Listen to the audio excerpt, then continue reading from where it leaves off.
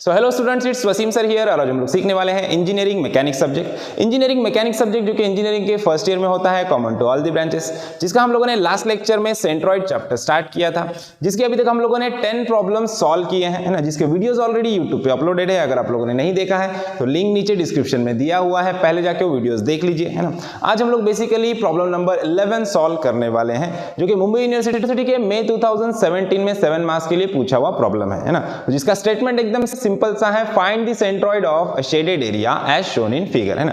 Diagram हम लोग को क्वेश्चन में दिया हुआ है, जो मैंने यहाँ पे ऑलरेडी ड्रॉ करके रखा है ना। जो रेड कलर में ये शेडेड एरिया है, इसका हम लोग को सेंट्रॉइड फाइंड आउट करना है। तो सब में पहले इस डायग्राम को देखने के बाद हम लोग को डायमेंशंस डिफाइन करना है। देखो यहाँ पे हम लोग को एक क्वार्टर सर्कल दिख रहा है, ये वाला, है ना। इस क्वार्टर सर्कल का रेडियस हम लोग को दिया है 750, है ना। सो ये 750 है, तो ये भी डायमेंशन क्या रहेगा, 750 रहेगा। ये भी इक्वल टू रेडियस है और ये भी इक्वल टू रेडियस है, ये भी डायमेंशन 750 रहेगा, है ना। तो सब में पहले ये डायमेंशंस हम लोग क्लियर कर लेते हैं। ये भी 750 है और ये भी 750 है। अब आप ध्यान से देखोगे तो इस डायग्राम को अगर हम लोग कंप्लीट करते हैं ऐसे ना, इस लाइन को और इस लाइन को हम लोग कंप्लीट करते हैं, तो यहाँ पे हम लोग को क्या मिलेगा, एक स्क्वायर मिल जाएगा। देखो स्क्वायर क्यों बोल रहा हूं, क्योंकि यहाँ पे देखो अभी हम लोग इसको जैसे कंप्लीट करते हैं तो आपको समझ में आएगा, है ना। इस लाइन को हम लोग यहाँ पे आगे एक्सटेंड करते हैं, है ना। इस लाइन को ऊपर एक्सटेंड करते हैं और इस वाली लाइन को भी एक्सटेंड करके इसको ज्वाइंट करते हैं। अभी देखो इसको मैंने कंप्लीट कर लिया, इस लाइन को एक्सटेंड कर दिया है। तो अभी हम ध्यान से देखेंगे तो हमको समझ में आएगा 750 प्लस 250 ये कितना है, 1000 mm है ना। और ये भी देखो 750 प्लस 250 ये कितना है, 1000 है। ये 1000 है तो ये भी 1000 रहेगा, है ना। और ये 1000 है तो ये वाला साइड भी 1000 रहेगा। तो चारों साइड्स सेम है, मतलब ये क्या है, एक स्क्वायर है ना। अब इस स्क्वायर में से हम लोग को क्या चाहिए, शेडेड एरिया चाहिए। ऑब्वियसली हम लोग को पता है ऐसे वाले शेडेड एरिया का तो सेंट्रॉइड का डायरेक्टली फॉर्मूला कोई है नहीं, है ना। सो हम लोग के पास कौन से फॉर्मूले हैं, जो स्टैंडर्ड फिगर होते हैं उनके फॉर्मूले, जैसे कि स्क्वायर हो गया, क्वार्टर सर्कल हो गया, ट्रायंगल हो गया, रेक्टेंगल हो गया, इनके सेंट्रॉइड के फॉर्मूले हैं। तो हम लोग क्या करेंगे, इस टोटल फिगर को हम लोग क्या करेंगे, कुछ स्टैंडर्ड फिगर में डिवाइड करेंगे और हम लोग देखेंगे कि कैसे हम लोग को शेडेड एरिया मिल सकता है ना।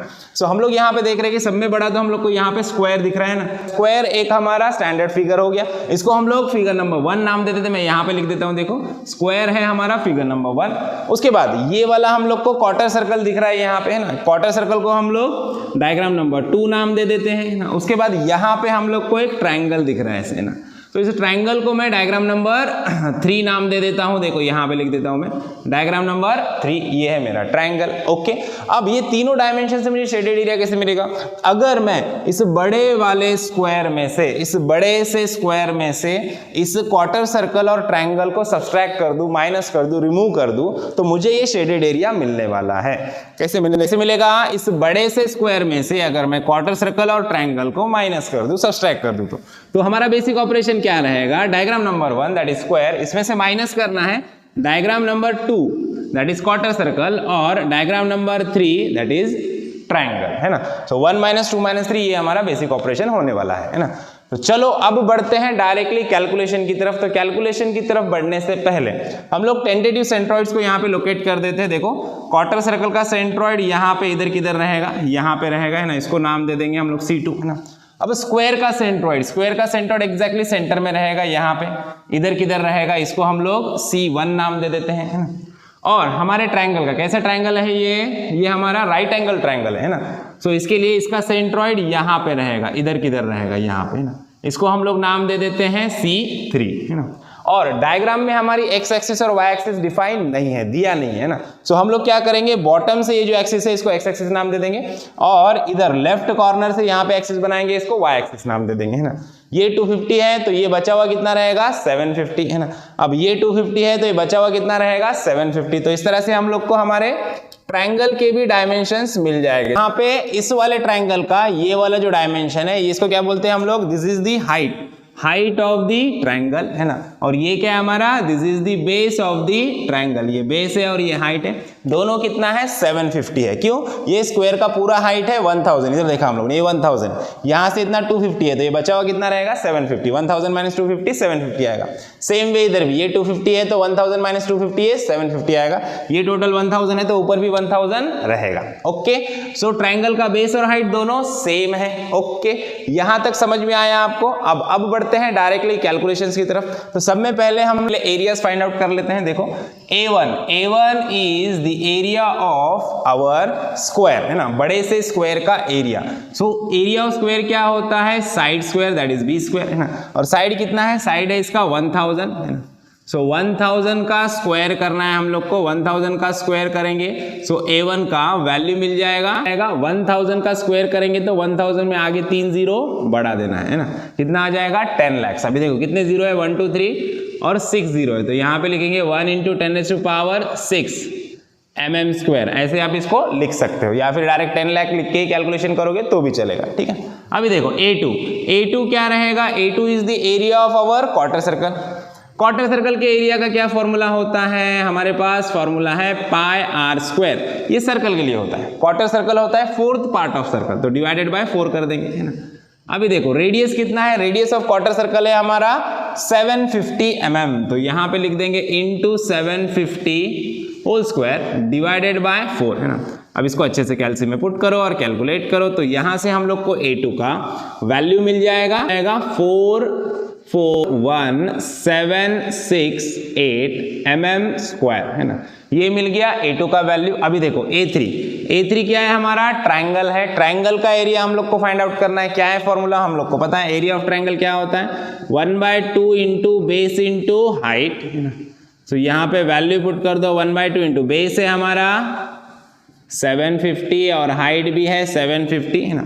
इसको कैलसी में पुट करो और कैलकुलेट करो, तो यहां से हम लोग को A3 का वैल्यू मिल जाए 281250, है ना, mm स्क्वायर। ये मिल गया A3। अब देखो A1 A2 A3 तीनों के वैल्यूज मिल चुके हैं और ये है X1 X2 X3 और Y1 Y2 Y3 को फाइंड आउट करने की। अब तो चलो सब में पहले समझ लेते हैं X1 X2 X3 क्या होता है। X1 X2 X3 होता है हॉरिजॉन्टल डिस्टेंसेस, कहां से, C1 C2 C3 से लेकर के Y एक्सिस तक के हॉरिजॉन्टल डिस्टेंसेस। तो देखो C1 से Y एक्सिस तक का हॉरिजॉन्टल डिस्टेंस ये होता है X1, ये है स्क्वायर, स्क्वायर का CG होता है हाफ में, ये है B, सो ये रहेगा डिस्टेंस B/2। सो देखो यहाँ पे हमारा X1 आ जाएगा B/2, that is 1000/2, that is 500 mm, है ना। उसी तरह से X2 क्या रहेगा, C2 से लेकर के Y एक्सिस तक का हॉरिजॉन्टल डिस्टेंस, ये रहेगा मेरा X2, है ना। अब X2 का वैल्यू क्या रहेगा, सेम, ये है क्वार्टर सर्कल हमारा, बेस से CG तक का डिस्टेंस क्या होता है 4r/3π, है ना। हमारे पास फॉर्मूला है 4r/3π। रेडियस कितना है, रेडियस है 750 mm डिवाइडेड बाय 3π। अब इसको कैलसी में अच्छे से पुट करो और कैलकुलेट करो, तो यहां से हम लोग को X2 का वैल्यू मिल जाएगा 318.3 mm, है ना। ये मिल गया X2। अब बारी है X3 की। देखो X3 फाइंड आउट करने के लिए हम लोग क्या करेंगे, हमारा C3 कहाँ पे है, यहाँ पे, है ना। अब C3 से Y एक्सिस तक का हॉरिजॉन्टल डिस्टेंस ये रहेगा हमारा X3। देखो यहां से लेकर के यहां तक का हॉरिजॉन्टल डिस्टेंस ये रहेगा हमारा X3, है ना।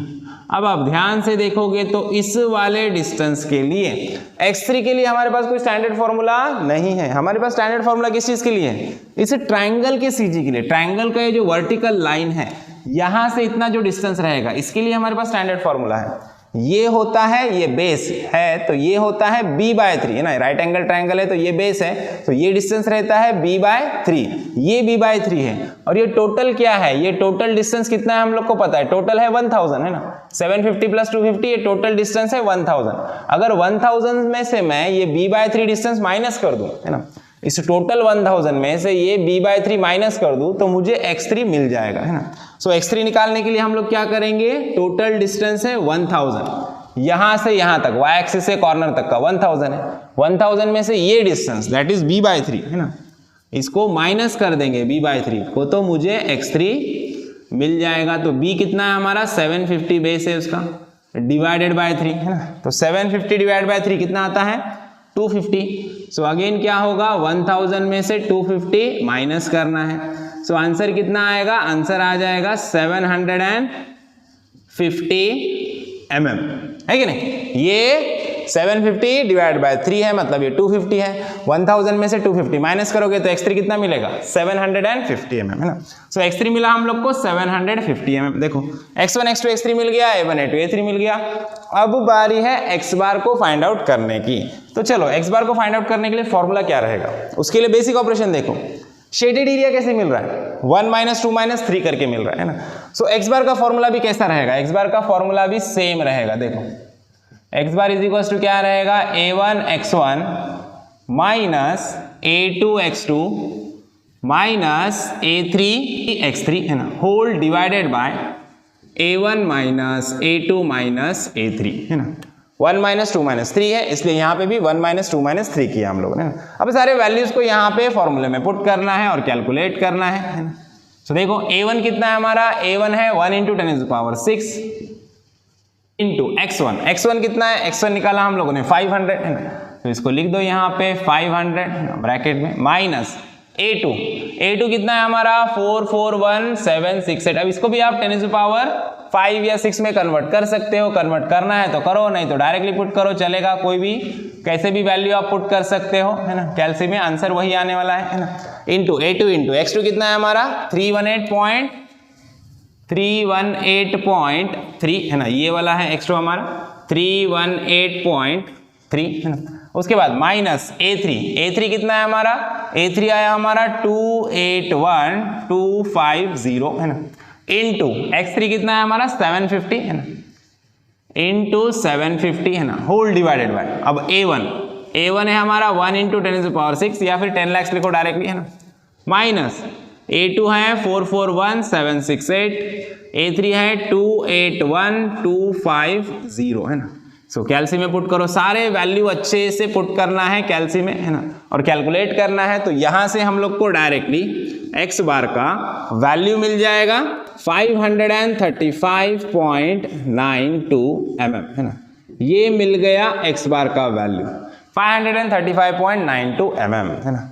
अब y बार निकालने से पहले इस डायग्राम को हम लोग ध्यान से देखेंगे तो हमको समझ में आएगा। सबसे बड़ा वाला डायग्राम ये क्या है? स्क्वायर है, और स्क्वायर के अंदर सारा शेडेड एरिया, है ना। अब स्क्वायर कैसा होता है? स्क्वायर के दोनों साइड सेम है ना। और इसके इस डायगोनल को अगर हम लोग कंप्लीट करते हैं, इस डायगोनल को अगर हम लोग ज्वाइंट करते हैं, इस वाले डायगोनल को, देखो डायगोनल के इधर का एरिया और इधर का एरिया कैसा रहेगा? सेम रहेगा, क्योंकि ये स्क्वायर है। तो ये वाला एंगल हो जाएगा 45 डिग्री और ये वाला एंगल भी हो जाएगा 45 डिग्री, है ना। और ये जो शेडेड एरिया है इस डायगोनल के इस साइड और इस साइड, दोनों साइड इक्वली डिवाइड हो जाएगा, है ना। मतलब ये जो लाइन है ये क्या है? लाइन ऑफ सिमेट्री है ना। इस डायग्राम की ये लाइन ऑफ सिमेट्री है। अब ये डायग्राम सिमेट्रिकल है इस एक्सिस के थ्रू, डायगोनल के थ्रू। तो इसका जो x बार और y बार रहेगा, दोनों का वैल्यू कैसा रहेगा? सेम रहेगा, इक्वल रहेगा, है ना। तो इसलिए हम लोगों ने x बार जो निकाला है वही वैल्यू y बार की रहेगी। x बार और y बार दोनों के दोनों सेम रहेंगे, है ना।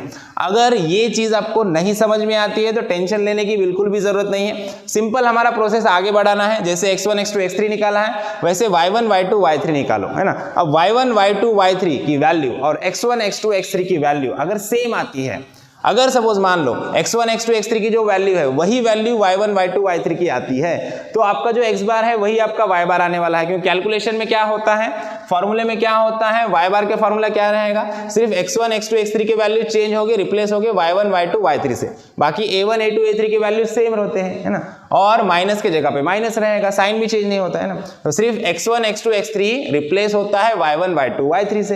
तो इसलिए सिंपल क्या करना है, सिमेट्रिकल है कि नहीं समझ में नहीं आ रहा है, तो सिंपल क्या करना है, y1 y2 y3 को कैलकुलेट करके देखना है। अगर y1 y2 y3 x1 x2 x3 के बराबर है, इक्वल है, मतलब x बार और y बार दोनों सेम रहेंगे, है ना। सो हम भी क्या करेंगे, वही करेंगे, हम लोग y1 y2 y3 को कैलकुलेट करेंगे। अब y1 y2 y3 क्या होता है? y1 मीन्स दी CG, जो हमारा C1 है, C1 से लेकर के x एक्सिस तक का वर्टिकल डिस्टेंस, ये वाला वर्टिकल डिस्टेंस, ये है y1। देखो ये कितना रहता है, ये पूरा है हमारा b साइड है, तो साइड के हाफ में होता है ना b/2, ये डिस्टेंस होता है b/2। देखो तो यहाँ पे मैं लिख देता हूं मेरा y1 क्या रहेगा, b/2, that is 1000/2, that is equals to 500 mm। देखो y1, अब x1 देखो, x1 भी 500 था, y1 भी 500 है, एक तो चीज हो गई बराबर। अब दूसरा देखते हैं, y2 देखते हैं। y2 रहेगा C2 से हमारे y एक्सिस तक का वर्टिकल डिस्टेंस है ना। अब इसी डिस्टेंस के लिए एक क्वार्टर सर्कल है, क्वार्टर सर्कल का CG से यहाँ तक का डिस्टेंस जो होता है ये 4r/3π होता है ना, और x2 भी हमारा 4r/3π था, मतलब ये भी सेम है। तो चलो कैलकुलेट करते हैं इसको भी। y2 के लिए क्या फॉर्मूला रहेगा, सेम 4r/3π है ना, और रेडियस सेम है, देखो 4r/3π जैसे निकाला था वही सेम कैलकुलेशन आएगा। 4 इंटू रेडियस कितना है 750/3π, तो इसका वैल्यू भी आ जाएगा 318.3 mm। देखो x1 x2 और y1 y2 दोनों सेम है। अगर अब y3 भी सेम आया मतलब y बार और x बार भी क्या रहने वाला है, सेम रहने वाला है। चलो y3 को कैलकुलेट करते हैं। y3 क्या रहेगा, C3 से, देखो C3 से यहां तक का वर्टिकल डिस्टेंस, कहां तक का, x एक्सिस तक का, ये वर्टिकल डिस्टेंस। देखो अब इसको देख के ही समझ में आ रहा है कि ये सेम होगा। कैसे होगा, देखो ध्यान दो, है ना। अब ये हमारा राइट एंगल ट्रायंगल है ना। अब यहां से यहां तक के डिस्टेंस के लिए फॉर्मूला है हमारे पास, ये डिस्टेंस के लिए फॉर्मूला, ये क्या होता है, ये होता है h/3। अनफॉर्चुनेटली h और b दोनों कैसे हैं, सेम है ना। ये डिस्टेंस है h/3 और यहाँ से टोटल डिस्टेंस है 1000। तो 1000 में से हम लोग ये ऊपर का h/3 माइनस करेंगे तो हम लोग को y3 मिल जाएगा। देखो y3 कैसे मिलेगा, ये h/3, टोटल डिस्टेंस है 1000, 1000 में से ऊपर का h/3 माइनस करो तो आपको y3 मिल जाएगा। सो y3 के लिए सेम कैलकुलेशन होगा, 1000 minus h/3 that is 1000 minus 750/3। 750/3 कितना होता है, 250। तो देखो 1000 minus 250 that is 750 mm। So y3 भी कितना आ गया हमारा, 750 mm आ गया। देखो x1 x2 x3 और y1 y2 y3 दोनों के वैल्यू सेम है, इक्वल है ना। अब y बार के लिए फॉर्मूला क्या होगा, same formula, x1 x2 x3 की जगह पे y1 y2 y3 आएगा, है ना।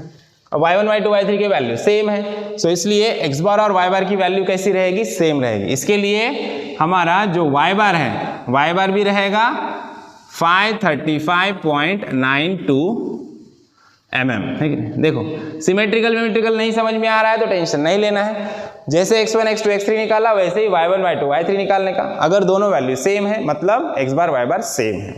ओके समझ में आया। तो चलो अब x बार और y बार को लोकेट कर लेते। देखो सेंट्रॉइड कहां पे रहेगा, 535.92 बोल रहा है ना। अब यहां से यहां पे 500 है ना, 535 मतलब यहां पे, इधर मिडल में किधर आएगा, है ना, यहां पे आएगा हमारा CG, इस शेडेड एरिया में ये रहेगा CG हमारा, है ना। अब यहां से इतना डिस्टेंस और यहां से इतना डिस्टेंस, ये दोनों डिस्टेंस कैसे रहेंगे, सेम रहेंगे, है ना। अब ये जो हॉरिजॉन्टल डिस्टेंस है ये क्या है हमारा, ये है x बार 535.92, है ना, और यहां से इतना जो डिस्टेंस रहेगा ये रहेगा हमारा y बार, है ना, 535.92, है ना। सो यहाँ पे हम लोगों ने x बार और y बार को भी लोकेट कर दिया है और यहाँ पे हमारा प्रॉब्लम खत्म होता है। आई होप आपको प्रॉब्लम अच्छे से समझ में आया है, आपके सारे कंसेप्ट अच्छे से क्लियर हुए हैं, है ना। वीडियो अच्छा लगा है तो वीडियो को लाइक कीजिए, ज़्यादा से ज़्यादा अपने दोस्तों के साथ शेयर कीजिए और चैनल को सब्सक्राइब करना ना भूलिए। तो मिलते हैं नेक्स्ट वीडियो में नेक्स्ट प्रॉब्लम के साथ, तब तक के लिए थैंक यू, बाय बाय।